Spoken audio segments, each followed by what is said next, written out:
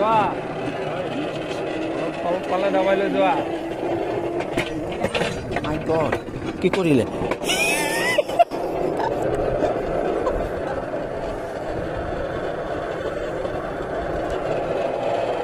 সোণালী আমাৰ সেউজীয়া পথাৰ কাটি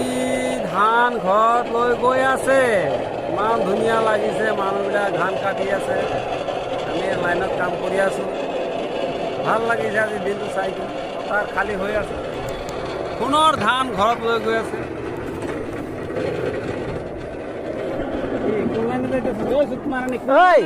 কোনোবাই